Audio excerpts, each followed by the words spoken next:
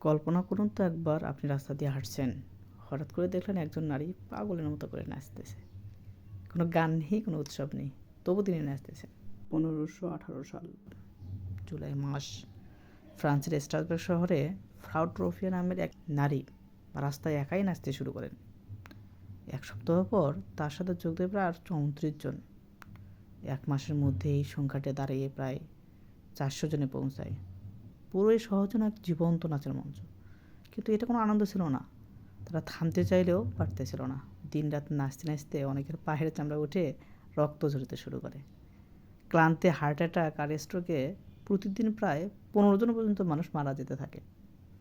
তবুও যেন অদৃশ্য কোনো শক্তিতে তাদের পা আর থামতেছিল না। তৎকালীন চিকিৎসকেরা একে তপ্ত রক্ত বা হট ব্লাড বলে ঘোষণা করেন। আধুনিক বিজ্ঞানীদের মধ্যে এটি ছিল ম্যাস হিস্টেরিয়া বা শস্যের বিষক্রিয়া গঠিত ফল।